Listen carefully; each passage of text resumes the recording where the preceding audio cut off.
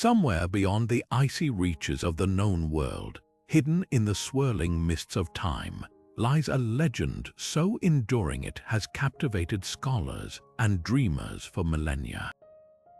Picture a land untouched by sorrow, where the sun never sets, where the air itself carries the scent of eternal spring, a paradise beyond the north wind known as Hyperborea. The ancient Greeks whispered of this mythical realm, a place so perfect its people knew no illness, no war, no old age. But was Hyperborea merely a poetic fantasy, or could there be a kernel of truth buried beneath centuries of myth? What if I told you that fragments of this legend might point to a real civilization, lost to the shifting sands of history? From the cryptic writings of Greek historians like Herodotus to the mysterious ruins scattered across the Arctic Circle, the clues are as tantalizing as they are elusive. Who were the Hyperboreans? Were they an advanced society flourishing in a climate far warmer than today's frozen north, or simply a symbolic ideal, a mirage of human longing for a golden age? The answers, if they exist at all, lie tangled in ancient texts, geological anomalies, and the stubborn persistence of stories that refuse to fade. This is more than just a hunt for a forgotten utopia. It's a journey into the heart of one of history's greatest enigmas, where myth and reality blur in the most unexpected ways. As we peel back the layers of this mystery together, we'll explore startling theories, from lost technological marvels to the possibility of an entire civilization swallowed by time.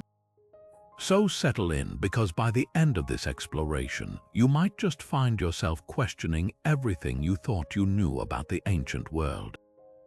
The truth, as always, is stranger than fiction. The earliest whispers of Hyperborea emerge from the fragmented texts of ancient Greece, where poets and historians painted it as a land beyond imagination. Herodotus, often called the father of history, wrote of a race untouched by suffering, living so far north that they dwelled beyond the reach of Boreas, the icy north wind. In his accounts, mysterious gifts wrapped in straw offerings to Apollo would arrive in Greece, passed hand to hand from unknown northern lands. Pindar, the lyrical poet, sang of Hyperborea's people as godlike, free from toil and disease, their lives stretching centuries under a sun that never faltered. Even Hesiod, weaving myth into his tales of gods and mortals, hinted at this distant paradise, a place where Golden Age virtues still thrived untouched by time. But what's striking isn't just the consistency of these descriptions, it's the reverence they carry. Apollo, the god of light and prophecy, wasn't just worshipped by the Hyperboreans. He was said to winter among them, leaving Delphi behind for their shores. Some legends even claim Hyperborea was his birthplace, a detail that would have stunned the ancient Greeks.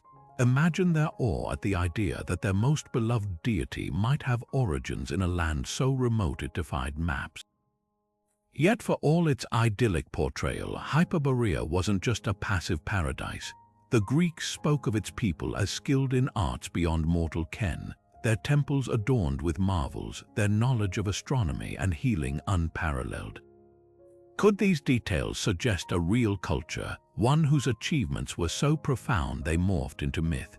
Or was Hyperborea always a mirror, a reflection of humanity's longing for a world unbroken by strife? The answer might lie in the way these stories evolved. Later writers like Diodorus Siculus added layers, describing floating islands and cities of gold, blurring the line between geography and fantasy. What's fascinating is how these ancient accounts ripple into later traditions. The Celts spoke of a northern land of eternal youth, the Norse of Thule, a place at the edge of the world. Even medieval maps sometimes marked vague, glowing regions at the top of the globe, labeled Ultima Hyperborea. The persistence of this idea across cultures and centuries begs the question, was there a shared memory at work, a half-remembered truth buried beneath the snows of time? Apollo's journey to Hyperborea wasn't just a fleeting visit, it was a celestial homecoming. Every winter, when the days grew short and the world grew colder, the Greeks believed their radiant god abandoned Delphi's oracle for the eternal sunlight of that distant northern paradise. This wasn't mere poetic whimsy, it echoed a deeper truth about how ancient cultures perceived the sun's cyclical dance. The idea of Apollo retreating to Hyperborea mirrored the sun's apparent disappearance and return, a motif found in solar myths across Indo-European traditions. From the Norse Balder's seasonal descent into darkness to the Vedic Surya's chariot racing across the sky, these stories all carried the same undercurrent: the sun as a traveler, vanishing and reappearing in a rhythm that sustained life itself. But Apollo's bond with Hyperborea ran even deeper than folklore. Some of the oldest hymns and temple inscriptions suggest the god didn't just visit, he was born there, nurtured in a land where light never faded. This startling claim would have reshaped the Greeks' understanding of their own pantheon. Imagine their fascination at the thought that Delphi, the spiritual heart of their world, might have been a secondary home for Apollo, while his true origins lay in an unreachable Arctic Eden. Even his most sacred symbols, the lyre, the laurel, the bow, bore traces of this northern connection. The Hyperboreans were said to have gifted the first laurel wreaths to Delphi, and their priests allegedly taught the Greeks Apollo's most secret rites. What's especially striking is how these myths align with real celestial phenomena. Scholars have noted that descriptions of Hyperborea's endless daylight match the Arctic summer's midnight sun, where the sun remains visible for months without setting. Could ancient travelers, perhaps early Greek explorers or traders who ventured into far northern latitudes, have brought back tales of this perpetual daylight, which later transformed into legends of a solar deity's homeland? Even the timing of Apollo's annual departure around the winter solstice hints at an observational understanding of the sun's movements encoded in myth. This solar thread weaves through neighboring cultures too. The Scythians, who inhabited the steppes north of Greece, revered a sun god often depicted riding a chariot, much like Apollo. The Baltic sun goddess Sol was said to retreat to a glass mountain in the far north during winter, another echo of celestial patterns dressed in myth. These parallels suggest Hyperborea wasn't just a Greek fantasy, but part of a shared Indo-European tapestry of solar worship, where the north symbolized a sacred space of renewal and divine energy. Yet the most tantalizing question remains: if Hyperborea was so central to Apollo's identity, why did later Greek writers downplay its significance? Some historians argue it was a deliberate shift. As Greek civilization grew more centralized, the idea of their foremost god having foreign roots may have seemed inconvenient. Others propose that Hyperborea's location simply became too obscure as geographic knowledge expanded, leaving it stranded between myth and fading memory. Either way, the god's northern ties lingered in the shadows, waiting for us to piece them back together.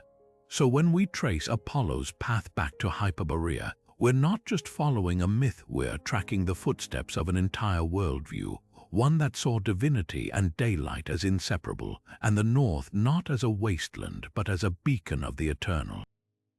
If Hyperborea was more than just a myth, where on Earth could it have existed? The search for its possible location has sent explorers and scholars spiraling down a labyrinth of theories, each more fascinating than the last. Ancient Greek writers pointed vaguely north beyond the realm of the Scythians into lands swallowed by endless winter. Some modern researchers argue this description fits the Arctic Circle, where the midnight sun creates weeks of unbroken daylight, a phenomenon that could explain legends of a land untouched by darkness.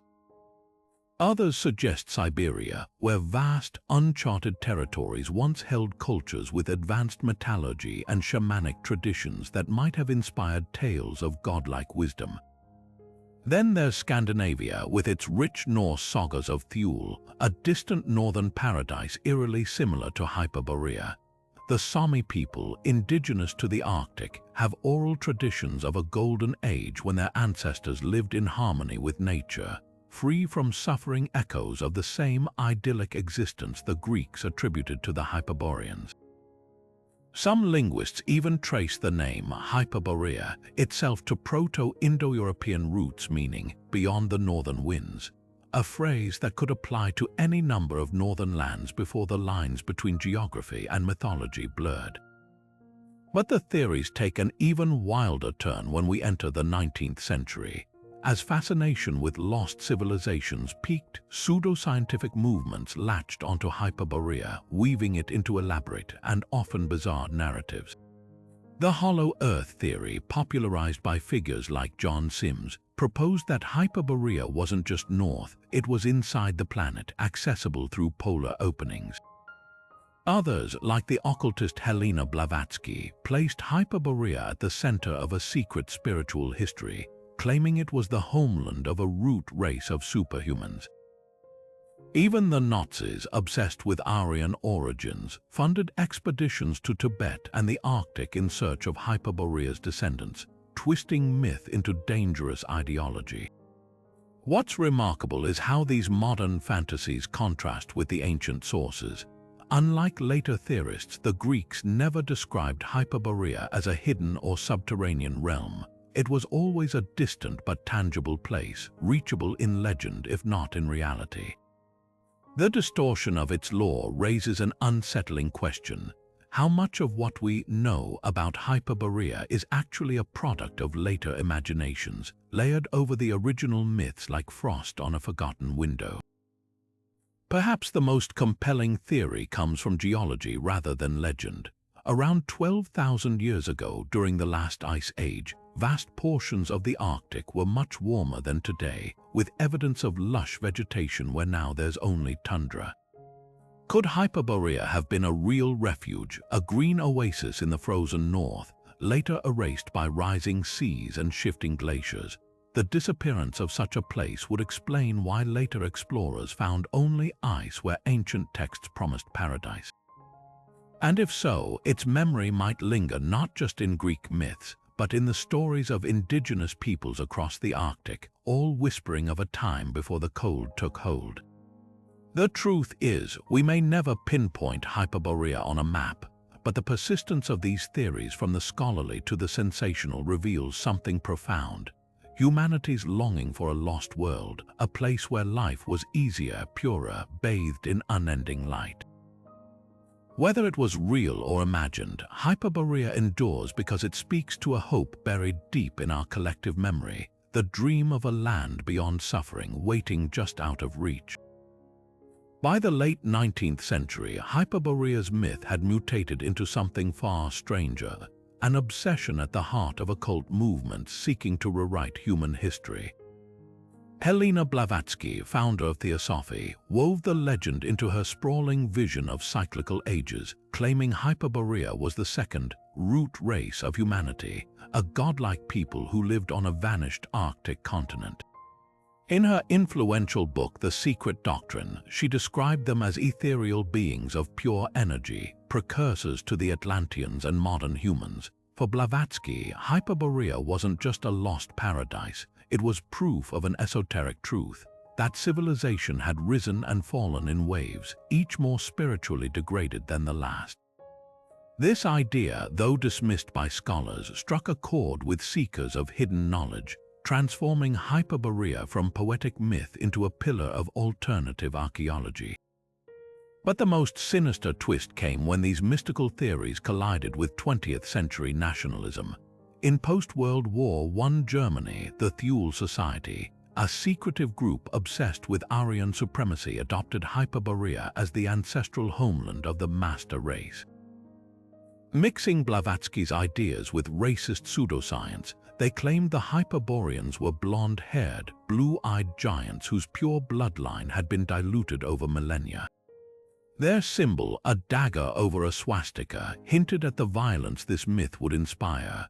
When the Thule Society's political arm evolved into the Nazi Party, Hitler's inner circle funded expeditions to Tibet and the Arctic, searching for proof of Hyperborean descendants. Heinrich Himmler's Onanub Institute even dispatched teams to Iceland and Greenland, convinced ancient ruins there held clues to their fabricated Aryan heritage. What's chilling is how easily these groups manipulated ancient sources. Greek texts never described Hyperboreans as a race. They were a peaceful people living in harmony with nature, not conquerors. Yet fringe theorists cherry-pick details, ignoring the myth's spiritual core in favor of racial propaganda. The Nazis' distortion of Hyperborea reveals a darker truth: how easily legends can be weaponized when stripped of context. The legacy of this appropriation lingers in modern fringe movements, from white supremacists invoking Hyperborea as a white Eden to New Age circles misinterpreting its symbolism. The myth's original meaning has been buried under layers of conspiracy. Yet buried beneath all this noise, the Greeks' original vision still shines a reminder that Hyperborea was never about domination, but about humanity's yearning for a world beyond strife. The real mystery isn't where it was, but why so many have tried to claim it for their own twisted ends. Among the most tantalizing breadcrumbs in the hunt for Hyperborea are the enigmatic maps of the 16th century, particularly those of Gerardus Mercator. In 1569, the famed cartographer published an Arctic map depicting a massive, ice-free landmass at the top of the world, a circular continent split by 4 rushing rivers converging at a central mountain.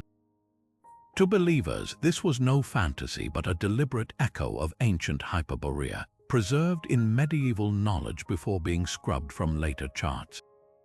But how much weight does this controversial map really hold? Mercator himself cited lost medieval sources, including a cryptic text from the 1400s claiming the Arctic housed a black rock mountain taller than any other, surrounded by fertile lands. Some speculate these descriptions drew from even older accounts, passed down from Norse explorers or Byzantine scholars who'd glimpsed fragments of Hyperborean lore. Yet skepticism is warranted. Mercator's map clashes violently with reality. No such landmass exists under the Arctic ice, and modern sonar mapping reveals only seabed where he placed sprawling continents. Critics argue his sources were likely garbled accounts of Scandinavia or Greenland, distorted by the era's limited geography. The 4 rivers motif, meanwhile, appears in countless mythologies, from Eden to Hindu cosmology, suggesting Mercator might have woven symbolic traditions into his work rather than documenting a physical place. Even his towering mountain resembles the Axis Mundi, a mythological world pillar present in shamanic cultures across Siberia and the Americas. Could Mercator have been stitching together half-understood legends into a map that later theorists misread as literal? The plot thickens when we examine who Mercator relied on. His primary source, the so-called Inventio Fortunata, was a travelogue from a 14th century Franciscan monk claiming to have voyaged to the Arctic's edge. The text is lost to history, surviving only in second-hand references, yet its descriptions of magnetic anomalies and perpetual daylight hint at real polar phenomena, warped through a medieval lens. This ambiguity fuels the debate. Were these accounts corrupted reports of genuine Arctic conditions or pure fabrication? Either way, Mercator's decision to include them speaks volumes about the era's blend of scholarship and myth. Modern attempts to vindicate these maps often hinge on fringe theories like pole shifts or ancient advanced civilizations. Some point to the Piri Rise map, another controversial artifact showing Antarctica ice-free, as proof that pre-modern cartographers had access to lost knowledge. But mainstream scholars counter that such maps are mosaics of sailor tales, guesswork, and classical references like Ptolemy's flawed geography. The tragic irony.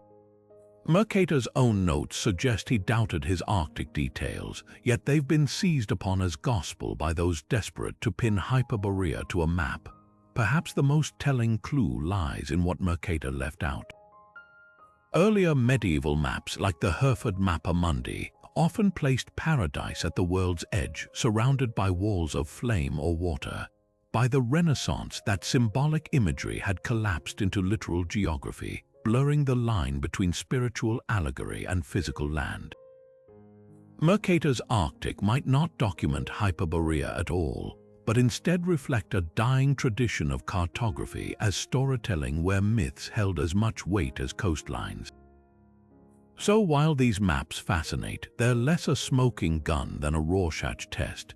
Depending who you ask, they're either proof of forgotten civilizations or a cautionary tale about how easily human imagination can reshape the past. Either way, their greatest gift isn't answers, but the reminder that every era projects its dreams onto the blank spaces of the map. And Hyperborea, as always, remains just out of reach, not lost beneath the ice, but hidden in the space between what we see and what we long to believe. Among the wildest theories surrounding Hyperborea are those claiming its people wielded technology so advanced it bordered on magic. Whispers of glowing energy crystals, levitating temples, and a mysterious force called vril have clung to the myth like frost to a windowpane. The idea stems largely from 19th-century occult texts, where authors like Edward Bulwer-Lytton described Hyperboreans as masters of an ethereal energy, harnessing it for healing, flight, even communication with gods. In his bizarre novel The Coming Race, he depicted an underground society powered by vril, a cosmic fluid capable of both creation and destruction. Later theorists latched onto this, insisting Bulwer-Lytton had uncovered secret truths, that Hyperborea's legacy wasn't just Golden Age innocence but lost scientific brilliance. Where these tales truly spiral into the surreal is their entanglement with other legendary civilizations. Some fringe historians propose Hyperborea and Atlantis were sister cultures, linked by a global network of energy grids. They point to alleged megalithic ruins in the Arctic, like the bizarre stone formations on Russia's Kola Peninsula, as remnants of Hyperborean power stations. Others cite obscure Sanskrit texts describing Vimanas, ancient flying machines, as evidence this technology spread worldwide before the cataclysms that drowned Atlantis and froze Hyperborea. Even Nikola Tesla gets dragged into the fray, with claims his experiments in wireless energy were attempts to rediscover Hyperborean physics.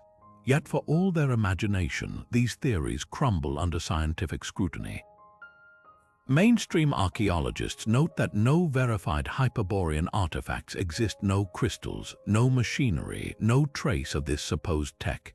The Kola stones, when examined, turn out to be natural geological formations. As for vril, historians trace its origins not to ancient secrets, but to Bulwer-Lytton's own fascination with mesmerism and early electricity, the Atlantis connection. Pure conjecture, fueled by 19th-century enthusiasm for linking every myth into a single, sensational narrative. What's revealing is how these modern fantasies distort the original Greek accounts. Hyperborea's ancient descriptions never mention technology. Its marvels were spiritual endless health, communion with gods, harmony with nature. The shift from sacred idyll to sci-fi utopia says more about our era's obsession with progress than it does about the past. We've replaced Apollo's lyre with imaginary reactors, trading myth's poetic truth for the thrill of speculative history. That's not to say the mainstream dismisses Hyperborea entirely. Some scholars suggest its legends might preserve faint memories of real Arctic cultures with unique innovations. The Dorset people, ancient inhabitants of the far north, crafted intricate snow goggles and igloos, technologies that would have seemed miraculous to Mediterranean observers. Even the Greek tales of Hyperborean flying shields could stem from distorted accounts of Inuit kayaks skimming across ice floes. The truth, as often happens, may be subtler than either hardline skeptics or fervent believers allow. A reminder that myths aren't lies but lenses refracting reality through the prism of human wonder. So while Hyperborea almost certainly never held crystal power plants or anti-gravity devices, its enduring allure lies in what these fantasies reveal about us. Every era reinvents the past in its own image, and our Hyperborea, a land of clean energy and utopian science, mirrors contemporary hopes just as the Greeks' version mirrored theirs. The real technology here isn't buried in ice, it's the timeless human knack for dreaming a better world into being. Could the frozen wasteland we associate with the Arctic today have once been a land of warmth and abundance, a real-world inspiration for Hyperborea's eternal spring? Cutting through the layers of myth, scientists have uncovered startling evidence that the far north wasn't always locked in ice. Roughly 120,000 years ago, during the Eemian interglacial period, Earth experienced a natural warming phase that reshaped the planet's extremes. Core samples drilled from Arctic seabeds reveal pollen from oak and hazel trees, proof that dense forests once stretched where now only barren tundra survives.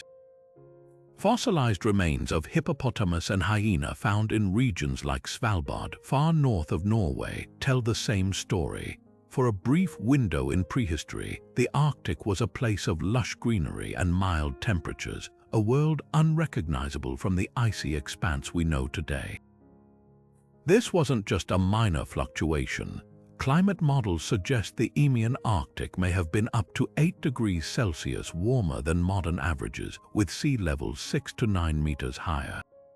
Such conditions would have opened vast stretches of now submerged land, creating habitable coastlines and fertile valleys.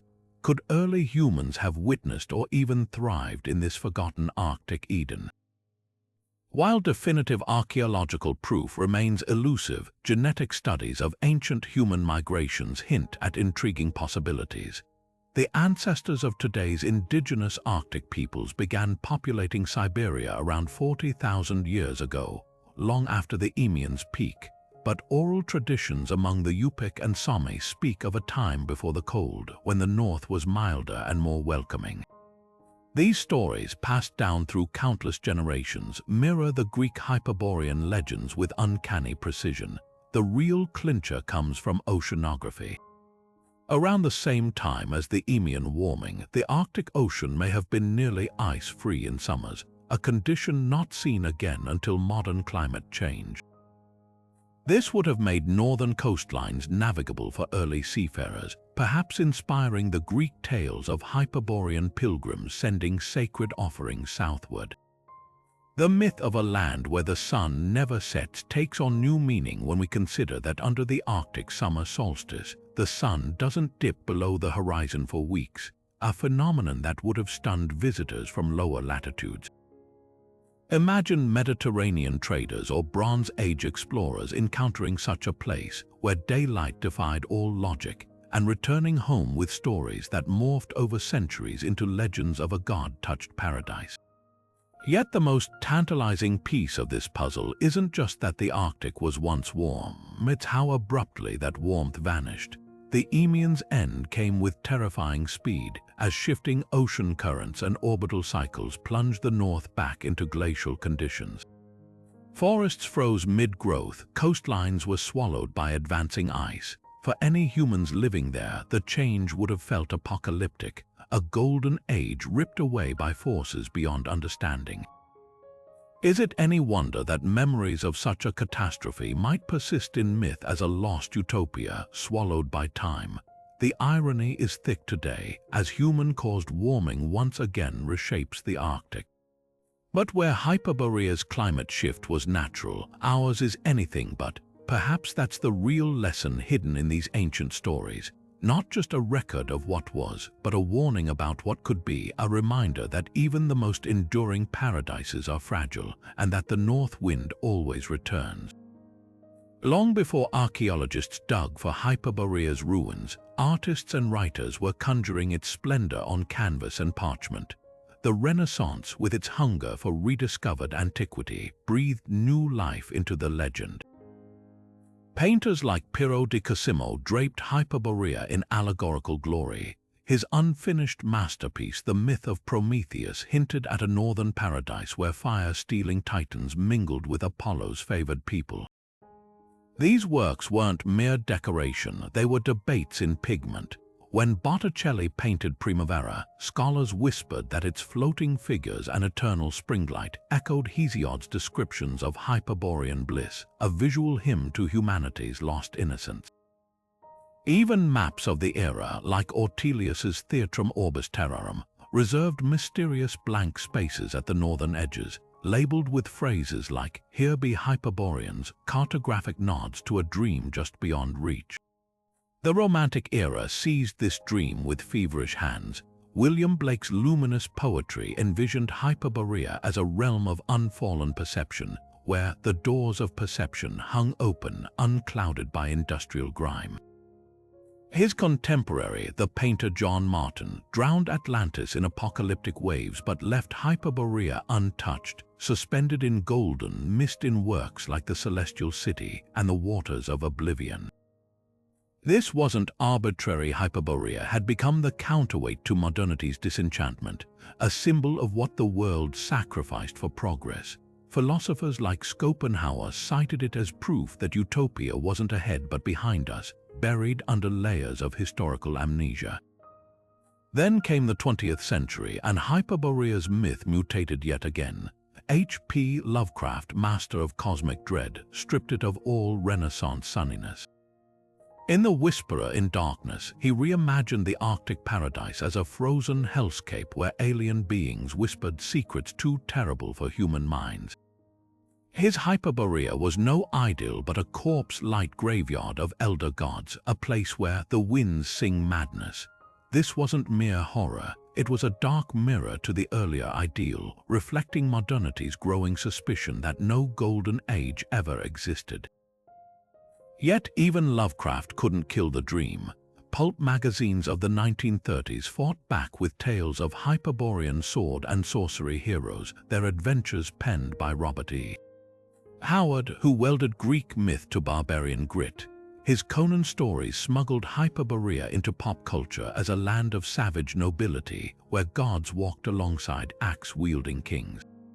Today, Hyperborea thrives in subtler ways. Fantasy novels from his dark materials to American gods recast it as a shifting archetype, sometimes a haven, sometimes a warning. Video games like Assassin's Creed Valhalla hide its lore in icy ruins, while ambient musicians weave its name into album titles, chasing that eternal, sun-drenched melancholy.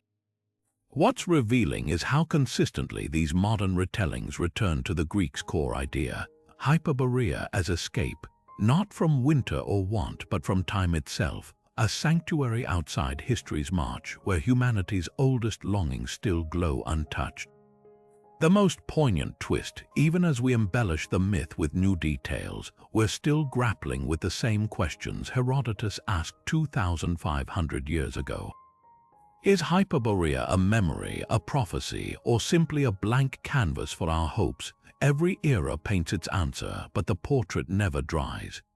The thread connecting Hyperborea to shamanic traditions runs deep, weaving through the frozen landscapes of Siberia and the Arctic Circle like an unseen river of shared belief. Among the Sami people of Scandinavia, shamans speak of the Savo, a celestial upper world bathed in perpetual sunlight where spirits dwell in harmony, a mirror to the Greeks' descriptions of Hyperborea's endless day. These shamans, known as Nowidi, would enter trance states, their souls ascending to Savo on drumbeats decorated with sun symbols, seeking wisdom or healing. The parallels are impossible to ignore. Like Apollo wintering among the Hyperboreans, the Nowidi bridged the human and divine, traveling to a realm where time stood still and suffering dissolved. Siberian shamanism adds even richer layers. The Evenk people describe a cosmic mountain at the North Pole, its peak piercing the sky, a striking echo of Mercator's map with its central Arctic summit. For the Evenk, this mountain wasn't just geography, it was the axis mundi, the pivot around which the spirit world turned. Shamans would climb it in visions, guided by spirit animals to commune with ancestral forces. Ethnographer Mircea Eliade documented these practices exhaustively, noting how Arctic shamanic journeys often involved solar symbolism. In his seminal work, Shamanism, Archaic Techniques of Ecstasy, he traced how the sun served as both guide and destination for these spiritual voyages, just as Apollo's chariot crossed the sky.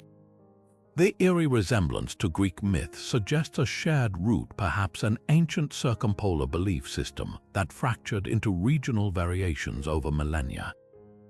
Even the rituals align.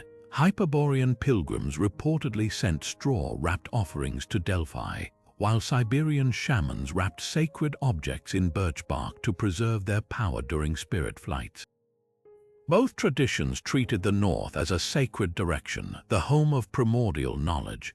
The Unganasan people of Siberia tell of a golden age when their ancestors lived near the pole, sustained by a great tree whose roots tapped into cosmic energy, another nod to the Greeks' laurel-adorned Hyperboreans living in divine abundance.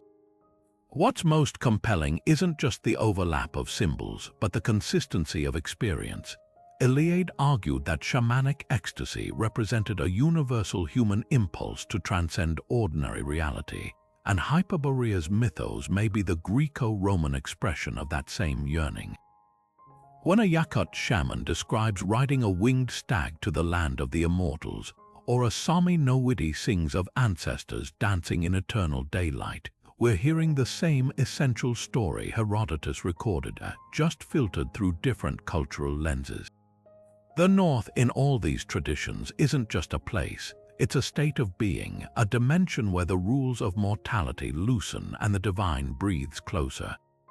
Yet there's a crucial distinction. While Greek myth placed Hyperborea beyond human reach, shamanic traditions insisted it was accessible, if only to those willing to undergo the brutal initiation of trance and vision. This difference might hint at why Hyperborea remained a distant legend for the ancients, while Arctic peoples kept it alive as a living spiritual geography. For the Sami and Siberians, the North wasn't lost. It was a land one could return to, provided one knew the way. Iliad's research suggests these parallels aren't coincidence, but fragments of a Paleolithic worldview that once stretched from the Urals to the Mediterranean. When he wrote of the shamans' techniques of ecstasy, he might as well have been describing Apollo's priests at Delphi, trembling with prophetic frenzy. Both traditions shared a belief that enlightenment lay northward, in a space where the sun never faltered and the veil between worlds grew thin. The Hyperborea we've been chasing, then, might not be a place at all, but a memory of how humanity once spoke a common spiritual language before the ice of time crept in. At the heart of Hyperborea's mystery lies a celestial secret, an ancient belief that this mythical land wasn't just a place on Earth, but a reflection of the heavens themselves. For countless cultures, the North wasn't merely a direction.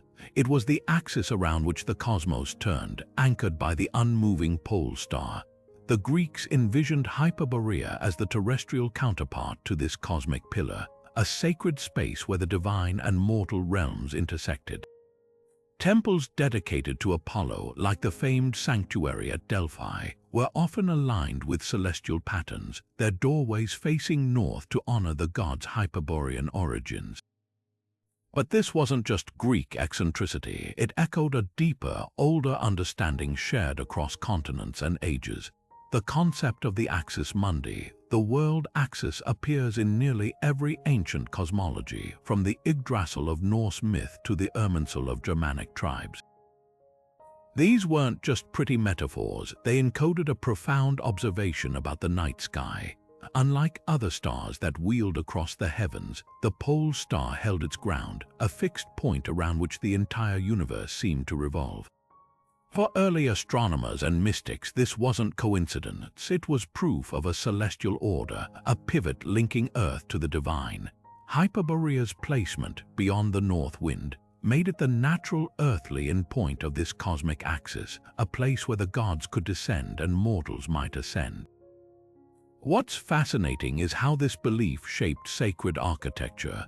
The Omphalos stone at Delphi, believed to mark the center of the world, was said to mirror a celestial counterpart in Hyperborea, a nod to the idea that earthly power spots mirrored heavenly ones.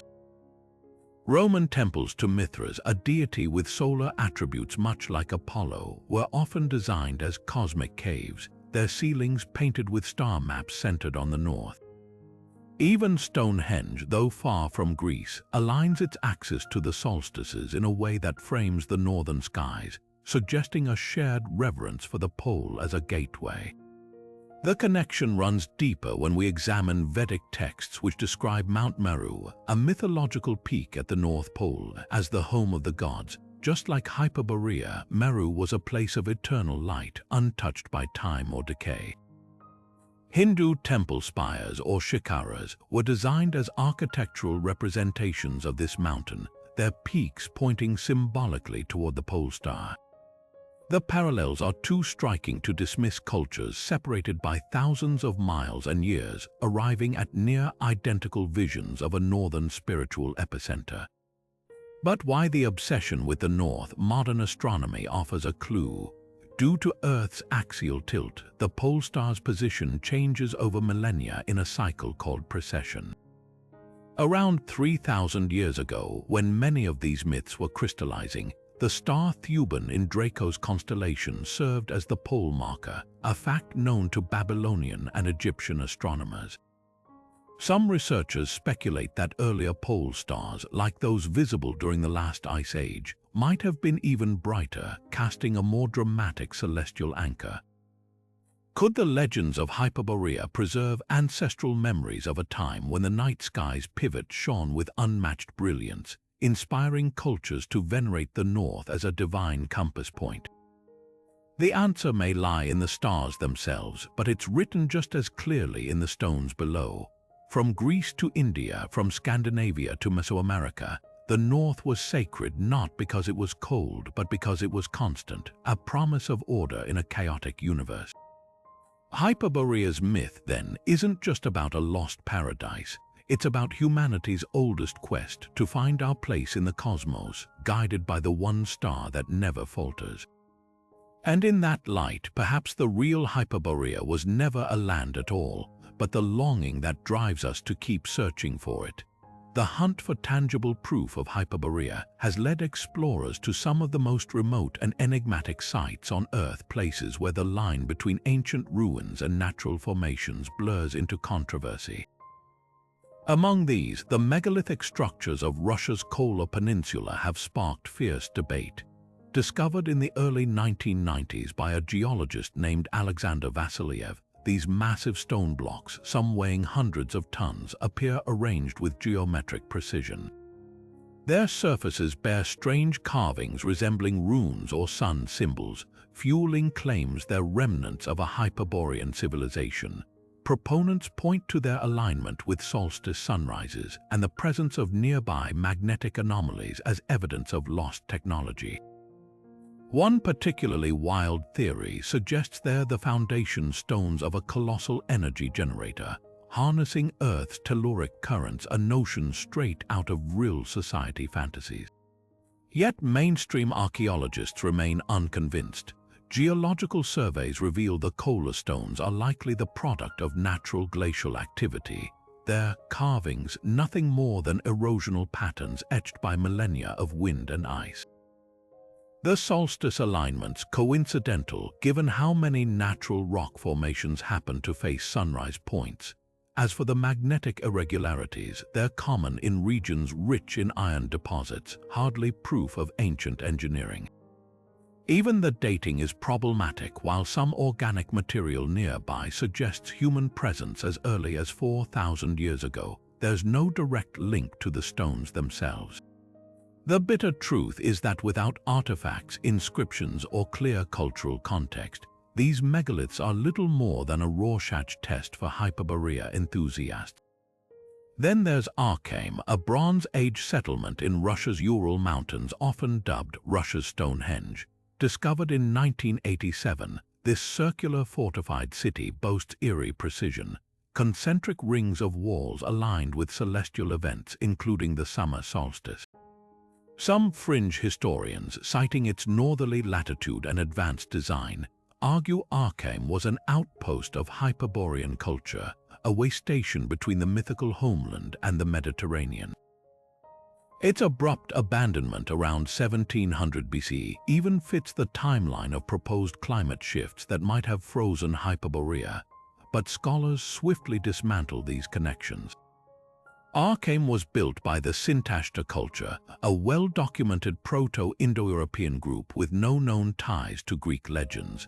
Its celestial alignments, while impressive, aren't unique. Similar designs appear in contemporaneous sites across Eurasia. The city's layout reflects practical needs, defense against raiders and efficient livestock corralling, not esoteric energy work. Most damningly, Arkheim's artifacts, weapons, pottery, chariot parts align squarely with its era's technology, showing no trace of the godlike advancements attributed to Hyperboreans. The pattern here is telling. Time and again, sites like these get swept into Hyperborea's orbit not because of hard evidence, but because they fit a preconceived narrative. It's a classic case of confirmation bias, where intriguing but ambiguous ruins are forced into a mythic framework they were never meant to hold. That's not to say these places lack significance. Arkheim offers invaluable insights into Bronze Age metallurgy and migration. But shoehorning them into Hyperborea's legacy does a disservice to both archaeology and the myth itself, which thrives precisely because it eludes earthly anchors. Perhaps the most revealing detail lies in what's missing. If Hyperborea was a real civilization, where are its everyday traces, pottery, shards, tools, middens? Why do no Hyperborean texts or trade records surface in neighboring cultures? The silence is deafening, until someone uncovers a smoking gun, an artifact inscribed with Apollo's name in Arctic permafrost, perhaps. These sites remain fascinating but flawed puzzle pieces in a mystery that may never be solved. And maybe that's for the best. Hyperborea's power has always lain in its elusiveness, a dream that resists being pinned to any map. Among the most persistent fringe theories about Hyperborea is the claim that its people spoke a primordial language, a mother tongue from which all others descended. This idea, championed by occultists and pseudo-linguists since the 19th century, suggests Hyperborean wasn't just a dialect but the language of humanity, a perfect speech imbued with divine power. Proponents point to obscure Slavic texts and medieval grimoires that describe Hyperborean priests chanting in a tongue so pure it could command the elements. Some even argue that certain Sanskrit mantras or Norse runes preserve fragments of this lost language, linking it to the mythical speech of the birds, a secret code understood only by initiates and gods. The problem: modern comparative linguistics dismantles these claims with ruthless precision. Linguists trace Indo-European languages back to a reconstructed proto-tongue spoken around 6,000 years ago on the Pontic Caspian steppe, a far cry from the Arctic utopia described in Greek myths. The sound shifts and grammar patterns that define language families show no abrupt break, suggesting a Hyperborean super-language. Even the concept of a single ancestral tongue for all humanity collapses under scrutiny. Languages evolve in overlapping waves, not linear descent from one mythical source. The Nostratic hypothesis, an academic theory proposing a deeper link between several major language families, still places their divergence tens of thousands of years before any plausible Hyperborean timeline. Yet the allure of a lost Hyperborean language persists, often fueled by misinterpreted artifacts. The mysterious Vinca symbols carved into Neolithic European pottery have been falsely claimed as Hyperborean script. In reality, they're likely ritual marks or clan signatures, not a writing system. Similarly, hyperdiffusionists, those who believe all civilizations stem from one advanced source, often misread coincidental resemblances between words. For example, the Greek hyper over and Norse borea wind might sound like evidence of a shared Hyperborean term, but etymologically they split from entirely different roots. The most glaring flaw in these theories is their cherry-picking. Fringe linguists ignore the messy, branching reality of language evolution in favor of grand narratives. They'll seize upon a handful of similar-sounding words across unrelated tongues while dismissing thousands of mismatches. Basque, Finnish, and other non-Indo-European languages which stubbornly resist all attempts to link them to a Hyperborean proto-tongue are quietly brushed aside. Even the structure of alleged Hyperborean texts betrays their modern origins. The so-called Book of Design, Helena Blavatsky's supposed Hyperborean manuscript, is written in a garbled mix of Sanskrit and Victorian theosophical jargon, its grammar and syntax entirely inconsistent with real ancient languages. That said, there's a kernel of psychological truth beneath the pseudoscience. The human brain craves patterns, and language, with its intricate rules and sounds, feels like it ought to have a singular, majestic origin. The Tower of Babel myth, Plato's tale of Atlantis's perfect speech, even Tolkien's fictional elvish tongues all reflect this longing for a time when words held primal power. Hyperborea's imagined language isn't just a historical fantasy. It's a metaphor for the desire to reclaim lost unity, a world before confusion and division. In the end, the Hyperborean language theory reveals less about ancient history than about modern yearnings. We don't need crumbling inscriptions or arcane symbols to hear its echo. It's there every time someone insists a word just feels right, or claims a song in an unknown tongue moved them beyond reason. The real Hyperborean language may not exist, but our belief in it speaks volumes.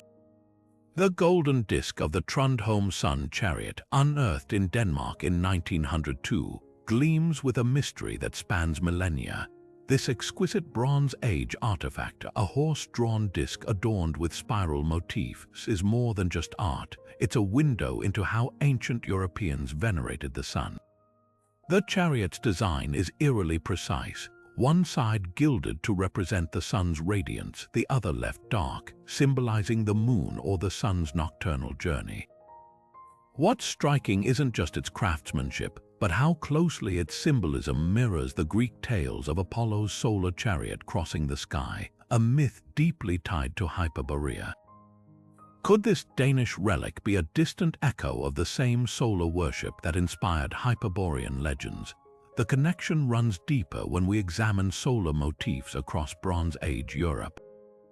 From the Nebra sky disk in Germany with its gold-encrusted sun and crescent moon, to the petroglyphs of Scandinavia depicting sun wheels and chariots, a pattern emerges. The sun wasn't just a celestial body but a deity, often portrayed as a traveler. This aligns perfectly with Apollo's mythic journey to Hyperborea each winter. The parallels suggest a shared cultural undercurrent, where the sun's cyclical path was woven into spiritual life from the Mediterranean to the Arctic Circle. Even the spiral patterns on the Trondheim disk find echoes in Hyperborean lore, where labyrinths and spirals symbolized the sun's eternal return. But why this obsession with solar chariots? Archaeology offers a clue. The Bronze Age saw the widespread adoption of horse-drawn vehicles, revolutionizing travel and trade. It's no stretch to imagine these technological marvels inspiring divine metaphors. A celestial chariot carrying the sun became a natural symbol for societies reliant on mobility. The Hyperboreans, often described as master charioteers in Greek texts, might have embodied this blend of innovation and worship. Their legendary gifts to Delphi, laurel wreaths and straw-bound offerings, could symbolize the sun's harvest of light, a theme repeated in Nordic solstice rituals where wheel-shaped amulets were buried to ensure the sun's return. The most tantalizing link lies in alignment. Many Bronze Age solar artifacts, including the Trondheim chariot, were designed with solstice events in mind. Hyperborea's description as a land of eternal daylight suggests a similar fascination with solar extremes, possibly rooted in real Arctic phenomena. The Sami people of northern Scandinavia still celebrate the sun's return after the polar night, a tradition that may stretch back to the same era. This isn't mere coincidence, it's evidence of a pan-European solar theology, with Hyperborea as its northernmost shrine, yet the differences are just as revealing. While Mediterranean solar cults often personified the sun as a male warrior like Apollo, northern traditions sometimes depicted it as feminine, a mother goddess nurturing the earth. The Trondheim disk's dual sides might reflect this duality, a reminder that myths adapt to local beliefs even as they share common roots. Hyperborea's role in this tapestry wasn't as a monolithic source, but as a cultural crossroads where solar symbolism fused with Arctic shamanism, creating a legend too vibrant to fade. So when we hold the Trundholm Sun chariot, we're not just touching a relic, we're grasping a thread that connects Delphi's oracle to Scandinavia's petroglyphs, and Hyperborea's eternal light to our own longing for meaning in the sky's endless dance. The sun may rise and set, but these stories, like the gold on that ancient disk, never tarnish. Among the most intriguing threads in Hyperborea's tangled legend is the claim that Pythagoras, the mathematician who shaped Western thought with his theorem, may have journeyed to this mythical northern paradise. Ancient biographers like Porphyry and Iamblichus wrote of the sage travels to distant lands in search of esoteric wisdom, with some texts hinting he ventured beyond the north wind to study with Hyperborean priests. On the surface, it sounds like pure fantasy, but when we examine Pythagoras through the lens of Neoplatonic mysticism, the story takes on new layers. Pythagoras wasn't just a mathematician, he was a mystic who believed numbers held divine secrets. His school in Croton fused mathematics with spirituality, teaching that harmony governed the cosmos, an idea some scholars argue mirrors Hyperborea's depiction as a land of perfect balance. Neoplatonists like Porphyry later amplified this connection, portraying Pythagoras as a conduit between earthly knowledge and celestial truths. In their writings, Hyperborea became less a geographic location and more a metaphor for transcendent wisdom, accessible only to initiates like Pythagoras who had purified their souls through discipline and study. The timing of these accounts is revealing. By the time Neoplatonists like Iamblichus penned their biographies, Hyperborea had already evolved from a physical place to a symbolic ideal in Greek thought. This shift allowed thinkers to reinterpret earlier tales of northern journeys allegorically. Pythagoras's alleged voyage wasn't just about geography, it was a parable for intellectual ascent, the north representing the pinnacle of enlightenment. Even the details fit this mold. Ancient texts describe him learning secret hymns from Hyperborean sages, hymns that later appeared in Delphic rituals. Whether fact or fiction, these stories cemented Pythagoras's image as a seeker of hidden knowledge, with Hyperborea as the ultimate source. Yet the narrative isn't monolithic. Critics point out that earlier, more reliable sources like Herodotus never mention Pythagoras visiting Hyperborea. The discrepancy suggests the tale might be a later embellishment, part of a trend among Neoplatonists to link great thinkers to mythical origins. By grafting Pythagoras onto Hyperborea's legend, they elevated him from philosopher to semi-divine sage, his wisdom flowing from an otherworldly font. This wasn't unique to Pythagoras. Orpheus, Plato, and even Zoroaster were similarly mythologized. Their biographies were written to fit a template of divine revelation. The most fascinating angle, though, isn't whether Pythagoras actually went north, but why later thinkers needed him to have gone. Hyperborea, in the Neoplatonic imagination, represented pure, uncorrupted knowledge, a counterbalance to the messy realities of Athenian academies and Roman schools. By placing Pythagoras there, they anchored his mathematical mysticism in a realm beyond doubt, beyond politics, beyond time. It's no coincidence that his famous theorem, eternal and unchanging, mirrored the Hyperborean ideal of perfection. So while the historical Pythagoras likely never set foot in an Arctic paradise, his mythic journey tells us something profound about how ancient intellectuals conceptualized truth. For them, the answers weren't just in observable reality, but in the interplay between myth and reason, between the tangible world and the landscapes of legend. Pythagoras's Hyperborea wasn't a place on a map, but a state of mind, one where numbers sang and the universe made perfect sense. In the cryptic world of alchemy, where symbols whispered secrets and mercury was more than metal, Hyperborea took on a radically different meaning, not as a lost land, but as a state of divine purity hidden within the alchemist's soul. The 15th century text Aurora Consurgens describes it as the northern summit where the philosopher's gold is born, a clear nod to the mythical realm's association with solar deities like Apollo. But why would alchemists, those medieval scientists obsessed with transmuting lead into gold, fixate on a place the Greeks saw as paradise? The answer lies in their quest for the prima materia, the raw, primordial substance believed to precede all creation. Just as Hyperborea was said to exist before the corruption of time, the prima materia represented an uncorrupted essence, untouched by the impurities of the material world. This wasn't mere poetic whimsy.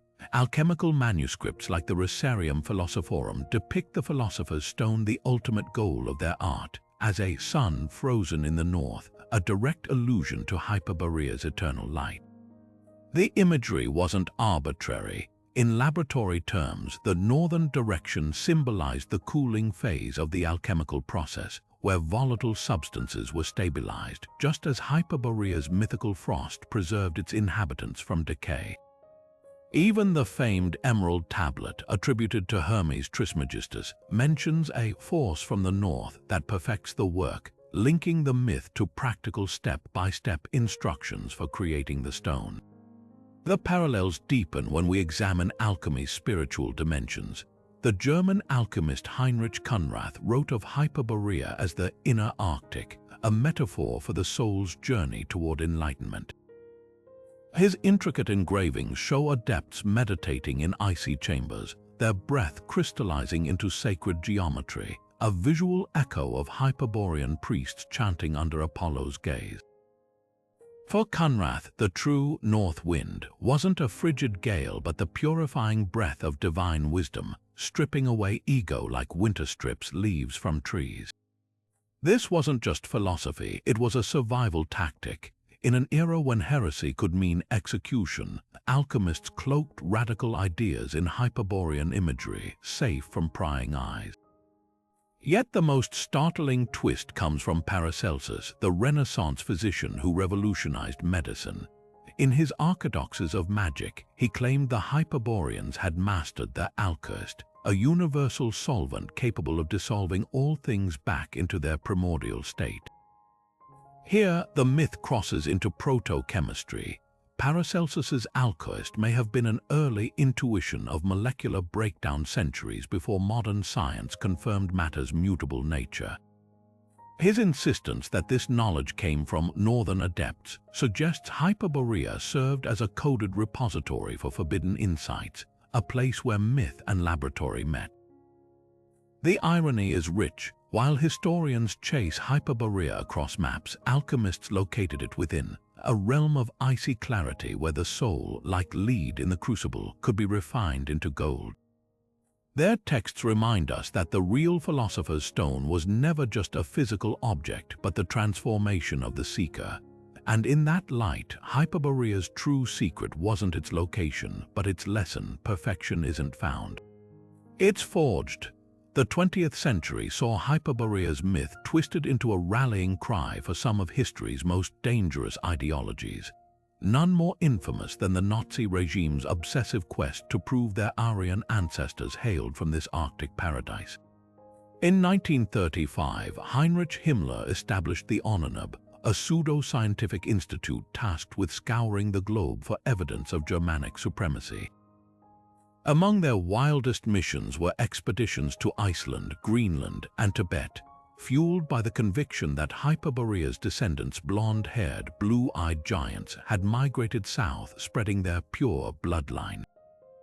The Onanab's researchers combed Norse sagas for references to Thule, which they equated with Hyperborea, and even analyzed skull shapes in Arctic graves, desperate to link them to Germanic tribes. Their most chilling venture, a 1938 trek to Bolivia's Andes where they allegedly searched for Hyperborean ruins, convinced the continent's high-altitude deserts mirrored the Arctic's mystical energy. But the Nazis weren't the only ones hunting Hyperborea in the modern era.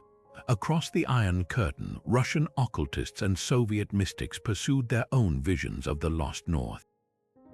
The enigmatic artist and philosopher Nicholas Roerich led a 1925 expedition through Central Asia, seeking Shambhala, a Tibetan parallel to Hyperborea, while his followers whispered of hidden Arctic monasteries preserving ancient wisdom.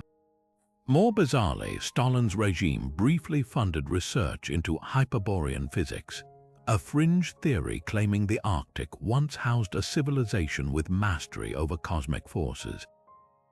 Soviet archaeologists scoured Siberia's frozen tundra for megaliths they believed were remnants of this lost science, their efforts a strange blend of nationalism and esoteric longing.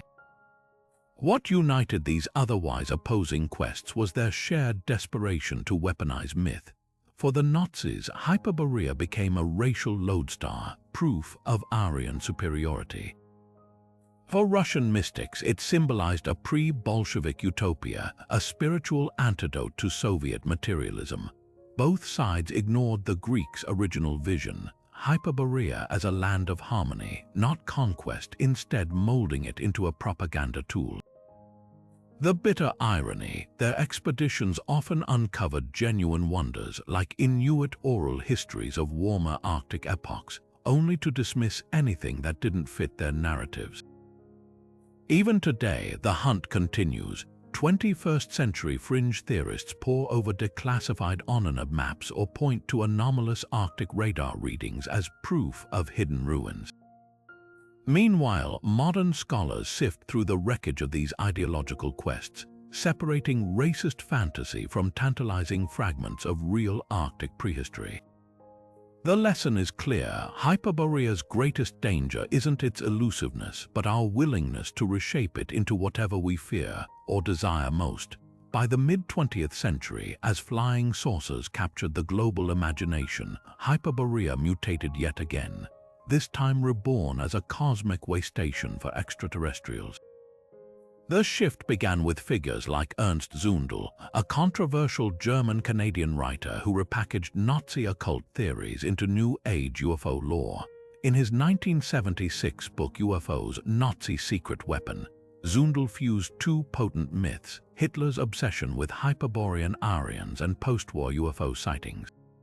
His claim that surviving Nazi scientists had fled to secret Arctic bases built atop Hyperborean ruins, where they collaborated with blonde, blue-eyed aliens descendants of the original Hyperboreans to develop advanced aircraft. Never mind that Zundel provided no physical evidence. His narrative tapped into Cold War anxieties and a growing fascination with ancient astronauts, weaving Hyperborea into the fabric of alternative history. This wasn't isolated fringe thinking. Zundel's theories dovetailed with the broader, ancient astronaut movement, spearheaded by Erich von Däniken's Chariots of the Gods. Suddenly, Hyperborea wasn't just a lost human civilization, it became an alien colony. Its godlike inhabitants reinterpreted as extraterrestrial visitors. Proponents pointed to Greek descriptions of Hyperboreans wielding impossible technology, like Apollo's golden chariot, as proof of otherworldly intervention. Even the land's alleged immunity to illness and aging aligned with mid-century UFO lore about advanced alien medicine. The Arctic, long shrouded in mystery, provided the perfect cover story, remote enough to hide extraterrestrial bases, yet symbolically potent as humanity's first home. The most bizarre twist came from Italian esotericist Eugenio Saragusa, who in the 1960s claimed telepathic contact with Hyperborean aliens. These beings, whom he called the Children of the Light, allegedly warned him of Earth's impending ecological collapse, a message he broadcast through apocalyptic pamphlets. Saragusa's visions, though dismissed by mainstream ufologists, reflected a deeper cultural undercurrent: Hyperborea as an ecological ark, a pristine world where technology and nature coexisted harmoniously. His descriptions of crystalline Hyperborean cities powered by vril energy, borrowed freely from Bulwer Lytton's fiction, yet resonated with the era's growing environmental consciousness. Skeptics, of course, note the glaring flaws in these theories. Ancient texts describe Hyperboreans as fully human, not extraterrestrial. The UFO narratives often cherry-pick details, like Herodotus's mention of Hyperborean flying shields. While ignoring context, the shields were likely ceremonial objects, not aircraft. Even the Arctic's allure as an alien hideout crumbles under scrutiny. Declassified military records show most UFO sightings occurred near nuclear facilities, not ice sheets. Yet the persistence of these ideas reveals something profound. Hyperborea's evolution from solar myth to Nazi obsession to UFO conspiracy mirrors society's shifting fears and hopes. In the atomic age, it became a canvas for our terror of hidden technologies. In the ecological era, a warning about lost harmony. The truth may be simpler. We've always needed Hyperborea to be whatever we can't find on Earth, whether gods, ancestors, or aliens, because the unknown is less frightening when it feels like home. Genetic pseudoscience has long sought to hijack the mystique of Hyperborea, twisting its legend into a warped narrative of racial superiority. At the heart of this distortion lies the dangerous myth of Hyperborean DNA, a fabricated concept claiming that certain haplogroups, like R1A or I1, trace back to an ancestral master race from the Arctic. Proponents of this theory, often lurking in fringe online forums, cherry-pick genetic studies to argue that these markers correlate with blonde hair, blue eyes, and supposed intellectual prowess. But the reality is far uglier. These claims aren't just scientifically bankrupt, they're a modern regurgitation of Nazi-era racial propaganda, repackaged with a veneer of genetic jargon. Digging into the science dismantles these fantasies piece by piece. Haplogroups, genetic lineages passed down through millennia, are neutral markers of migration, not badges of inherent superiority. The R1A haplogroup, for example, does appear frequently in Northern Europe and parts of Asia, but it's also found among diverse populations, from Slavic communities to the Pashtun people of Afghanistan. To claim it signifies some exclusive Hyperborean heritage ignores the messy, interconnected reality of human ancestry. Geneticists stress that traits like skin color or eye pigmentation involve hundreds of genes shaped by environment and chance, not some mythical, pure bloodline. The idea of a master race encoded in DNA collapses under the weight of basic biology. The racialized obsession with Hyperborea didn't emerge in a vacuum. Its roots tangle with 19th-century eugenics movements, where pseudoscientists like Arthur de Gobineau peddled the notion that Nordic peoples were a superior branch of humanity. Later, the Nazis weaponized these ideas, funding expeditions to Scandinavia and the Arctic in search of Aryan relics. Today's proponents recycle the same debunked tropes, cloaking them in buzzwords like population genetics while ignoring the field's actual findings. Modern studies of ancient DNA reveal a history of constant mixing Neanderthal ancestry in Eurasians, African genes in Mediterranean populations, and a tapestry of migrations that defy simplistic racial categories. Hyperborea's true legacy, if it exists, belongs to all of humanity, not a self-appointed elite. What makes these claims especially insidious is their misuse of legitimate research. Scientists studying the peopling of Europe or Arctic adaptation often find their work distorted by extremists seeking academic validation. A study on lactose tolerance in Northern Europeans might be misrepresented as proof of Hyperborean digestion superiority, while research on ancient Siberian migrations gets twisted into tales of lost white tribes. This deliberate misreading isn't just bad science, it's a political project designed to legitimize xenophobia under the guise of scholarship. Geneticists have repeatedly condemned these interpretations, with organizations like the American Society of Human Genetics issuing statements against the misuse of DNA data for racial narratives. The antidote to this pseudoscience lies in embracing the complexity of human history. Hyperborea, as the Greeks envisioned it, was never about exclusion. It was a symbol of harmony between humans and the divine, a place where suffering dissolved under Apollo's light. Modern genetics paints a similar picture, a world where ancestry is fluid, where every genome carries echoes of countless journeys, and where the idea of racial purity is as mythical as the golden temples of the Arctic. The next time you encounter claims of Hyperborean DNA, remember, they're not just wrong. They're a betrayal of the very curiosity that drives real discovery, replacing wonder with the stale fiction of supremacy. Far from fading into ancient history, Hyperborea's myth has been resurrected as a dangerous political weapon in modern far-right movements, particularly across Russia and Scandinavia. In Russia, the concept of a Hyperborean homeland has been aggressively co-opted by ultranationalist factions who twist its symbolism to fit an exclusionary vision of Slavic supremacy.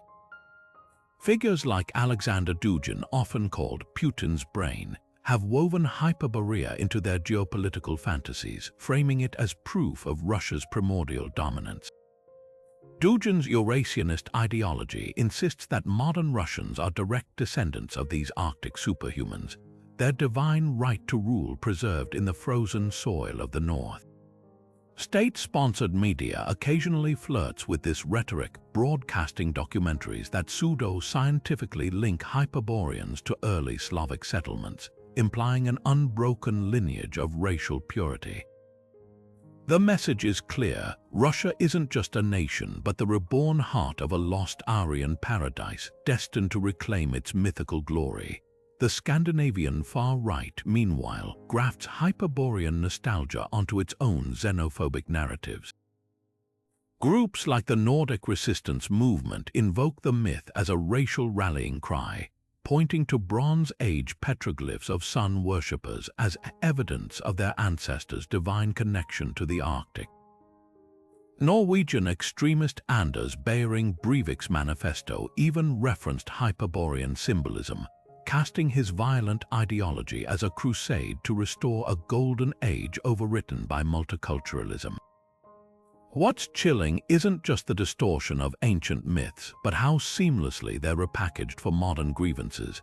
Hyperborea's original Greek meaning, a land of peace and spiritual harmony, is erased, replaced by a fabricated past where conflict and exclusion are framed as natural law. The tactic relies on a sinister bait and switch. By anchoring extremist rhetoric in half-truths about archaeology and genetics, these movements lend their ideologies a veneer of legitimacy. When Swedish nationalists point to the Trundholm sun chariot as a Hyperborean artifact, they're not just misinterpreting history, they're weaponizing the universal human longing for belonging. The irony is bitter. A myth born from humanity's shared fascination with the divine north has been fractured into tribal propaganda, its inclusive spirit suffocated under modern hatred. What makes this revival especially alarming is its veneer of intellectualism.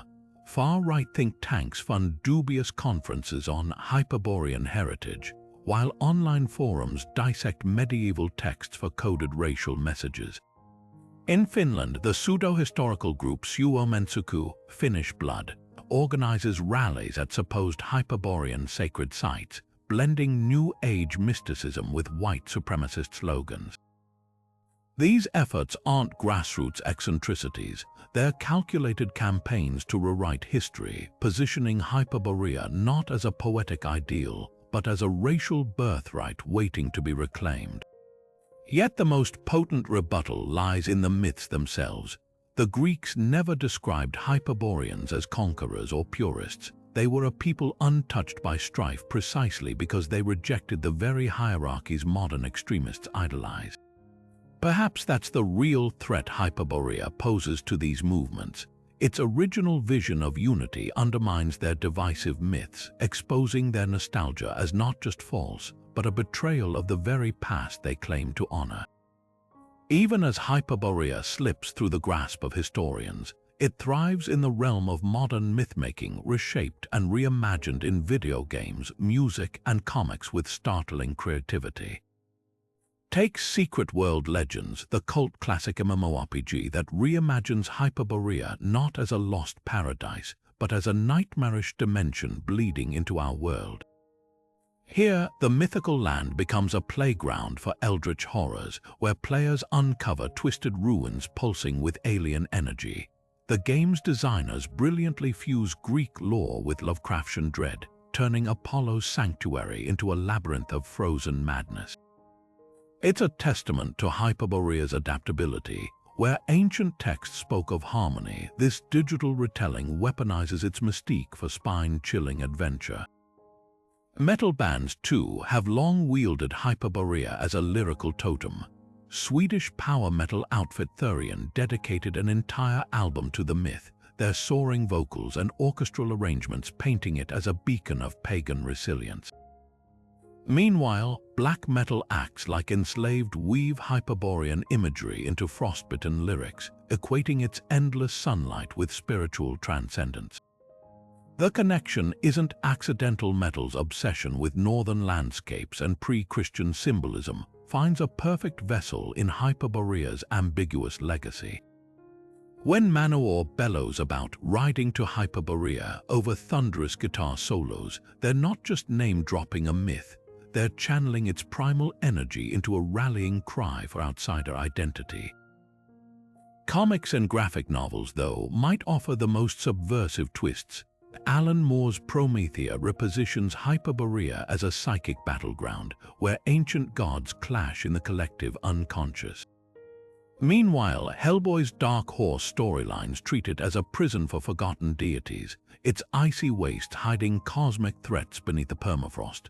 These interpretations strip away the Nazis' racial baggage, instead embracing Hyperborea as a blank slate for philosophical and artistic experimentation. Even indie creators get in on the act. Isola, a visually stunning fantasy series, reimagines the land as a cursed kingdom where memories crystallize into physical forms, blending its mythological roots with poignant metaphors for trauma and renewal. What unites these wildly different takes is Hyperborea's chameleon-like quality. It can be a dystopia, a utopia, or something in between, bending to fit whichever story needs its weight of mystery. Video games turn it into a puzzle box of secrets, metal anthems make it a symbol of defiance, and comics use it to ask uncomfortable questions about power and memory. The real magic isn't in pinning it down, but in watching it evolve, proof that some legends grow stronger the less we truly know. As climate change reshapes the Arctic faster than scientists ever predicted, melting glaciers and thawing permafrost are unveiling secrets long locked beneath the ice, secrets that might just rewrite our understanding of history. In Siberia's thawing wilderness, researchers have stumbled upon perfectly preserved woolly mammoths, their fur still matted with grass from their last meals, and cave lion cubs so intact they look ready to wake from a nap.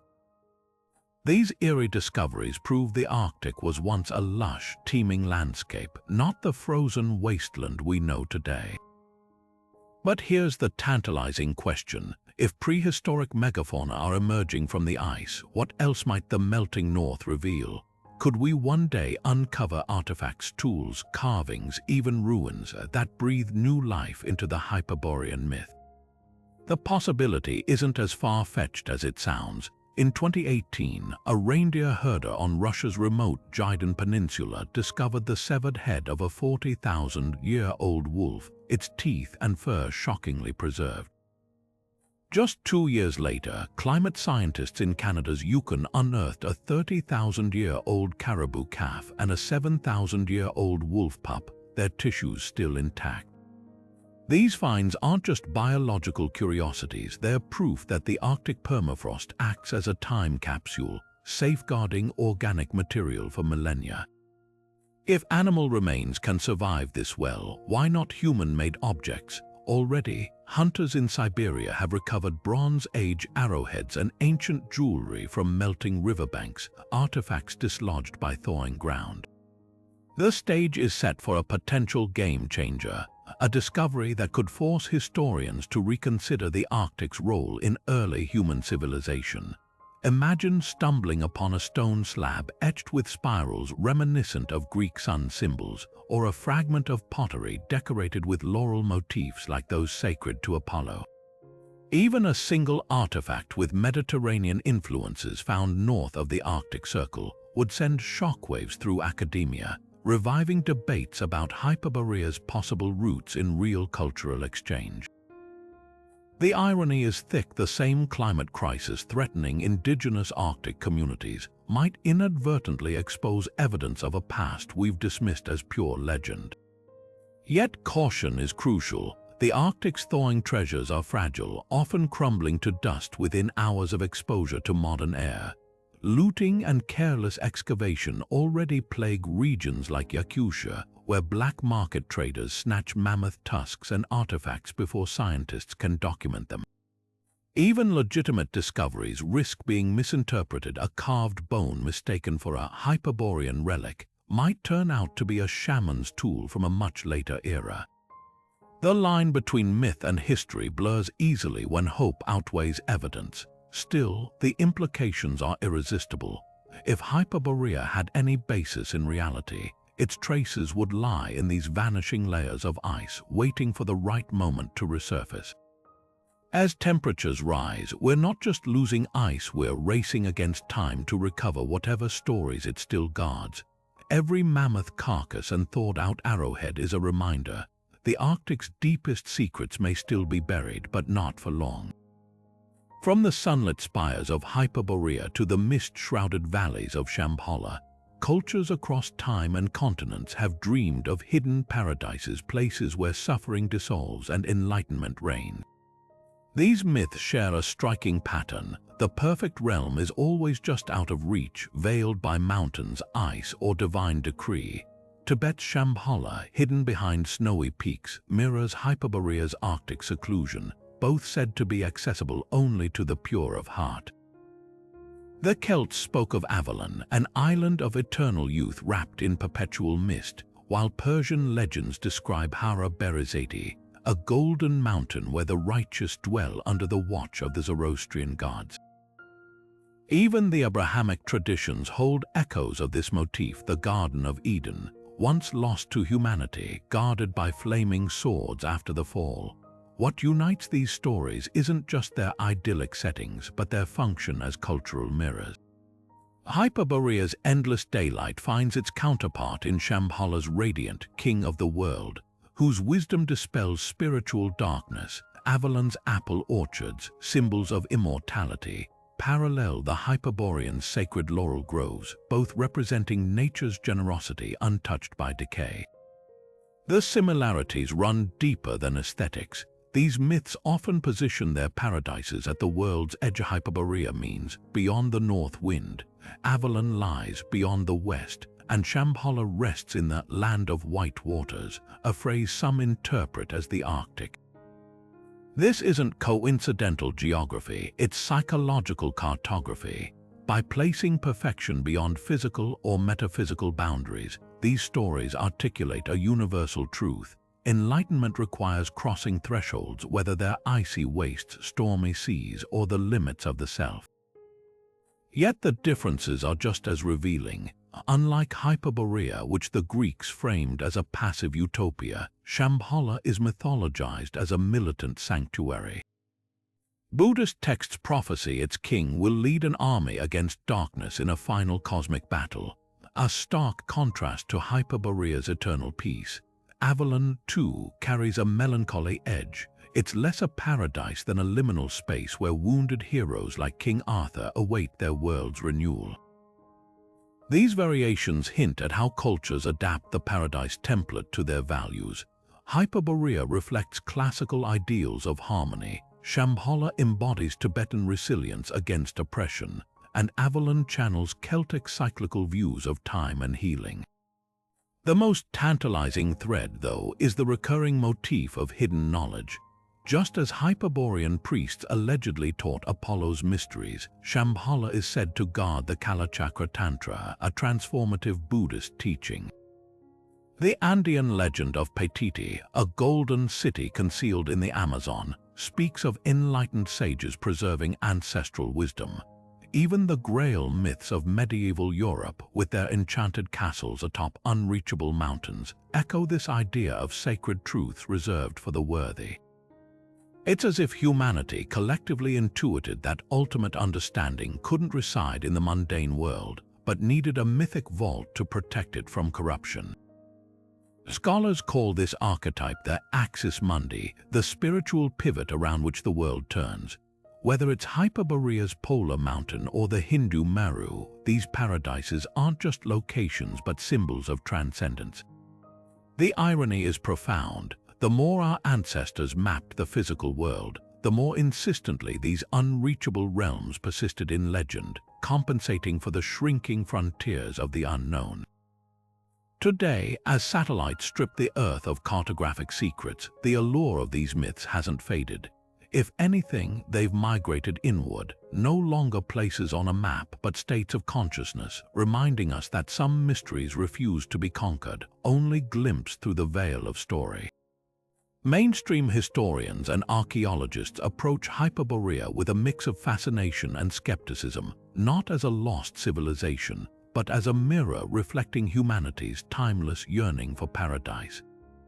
Dr. Sarah Penwick, a classical archaeologist at Oxford, puts it bluntly: there's zero material evidence, no artifacts, no settlements, no trade goods, to suggest a thriving Arctic society matching Greek descriptions. She points to the logistical impossibilities: ancient Greece's limited knowledge of the far north, the absence of Hyperborean records in neighboring cultures, and the sheer unlikelihood of a temperate paradise existing within the Arctic Circle during the era Herodotus described. Yet she's quick to add, myths don't need to be factual to be meaningful. Hyperborea's endurance tells us more about the Greeks' worldview than any hidden history. Other experts trace the legend's staying power to cognitive archetypes. Anthropologist Dr. Elias Mirov notes how Hyperboreans fit a global pattern of distant utopias found in cultures from China's Pinglai to the Aztecs' Tlalocan. These aren't accidental similarities, he explains. Isolated societies independently imagined paradises beyond natural barriers, mountains, oceans, ice, because humans instinctively conceptualize idealism as something remote, guarded by geography. Hyperborea's Arctic setting, in this light, wasn't arbitrary. The unforgiving north made it the perfect symbolic counterpoint to Mediterranean life, an unreachable antidote to war, plague, and scarcity. Some researchers propose a middle ground. Geological archaeologist Dr. Ingrid Voss acknowledges that while Hyperborea itself is myth, elements of its lore might encode real Arctic encounters. Bronze Age traders could have encountered Sami or Nenets reindeer herders, she suggests, whose semi-nomadic lifestyles and shamanic sun rituals might have seemed godlike to outsiders. She cites parallels like the Greek word hyperboreoi, meaning beyond the north wind, which vaguely resembles the Nenets term yaptik hihi, people of the endless day. Could fragmented tales of Arctic summers where the sun never sets have traveled south through trade routes, morphing into legends of eternal light? It's not proof, Voss admits, but it shows how kernels of reality can seed fiction. What unites these academic perspectives is their focus on why Hyperborea captivated and still captivates imaginations. As historian Dr. Rajiv Mehta observes, societies invent golden ages when facing upheaval. The Hyperborean myth peaked during Greece's Peloponnesian War, a time of violence and instability. Today, as we grapple with climate crises and pandemics, the appeal of an untouched sanctuary resurfaces. The legend's resilience, then, lies not in buried ruins but in its adaptability, a blank glacial canvas onto which every era projects its hopes. The takeaway isn't that Hyperborea wasn't real, but that its power transcends facts. Like Shangri-La or El Dorado, it thrives precisely because it eludes discovery, offering not answers but an endless invitation to wonder. As Dr. Penwick reflects, the moment we stop searching for Hyperborea on maps and start listening to what it says about our collective longings, that's when the real exploration begins. From the sun-drenched verses of Pindar to the feverish scrolls of Nazi occultists, Hyperborea's journey through history reveals less about a lost Arctic paradise and more about the endlessly inventive human mind. What began as a poetic ideal, a land beyond suffering, bathed in eternal light, morphed over millennia into a blank canvas for every era's obsessions. The Greeks saw a divine retreat where Apollo wintered among flawless beings. Renaissance mapmakers charted it as a physical destination, their inks blurring myth and geography. Theosophists twisted it into a cradle of master races, while ufologists reimagined it as an alien way station. Each iteration tells the same story. We shape Hyperborea to fit our deepest longings and darkest fears, projecting onto its icy plains whatever our souls lack or desire. Consider the irony. The very name Hyperborea means beyond the north wind, a place defined by what it's not, by what lies outside ordinary experience. Yet across centuries, we've dragged it back into our world, insisting it must be real, tangible, waiting just beyond the next glacier or buried in some half-frozen ruin. The Nazis sought it as proof of racial supremacy, Soviet mystics as a lost communist utopia, and New Agers as a beacon of pre-industrial harmony. Even now, as climate change peels back the Arctic's layers, part of us hopes to uncover not just mammoth bones but pillars of a golden temple, something, anything, to confirm that perfection once existed on Earth. Perhaps Hyperborea's greatest lesson is this: myths don't fade when disproven, they adapt. The internet age has birthed digital Hyperboreas, cryptic forums where conspiracy theorists swap evidence of Arctic pyramids, or virtual worlds where gamers explore its labyrinths. The land beyond the north wind has become a meme, a metaphor, a shared daydream floating through our collective consciousness. It thrives precisely because it can't be found, because the moment we pin it to a map, it loses its power to enchant. So what's next? If Hyperborea endures as a mirror for our hopes, what other lost worlds might emerge from the shadows of history to play the same role? Will Shambhala's hidden kingdom take its place as the next obsession for seekers of hidden truths? Or will we resurrect Lemuria, Mu, or some yet unnamed realm to project our 21st century anxieties onto? The real mystery isn't whether these places exist, it's why we need them to. What does it say about us that even in an age of satellites and DNA, we still whisper of lands beyond the edge of the map waiting to be rediscovered? The answer, like Hyperborea itself, might lie just out of reach, not in the ice, but in the unquenchable human hunger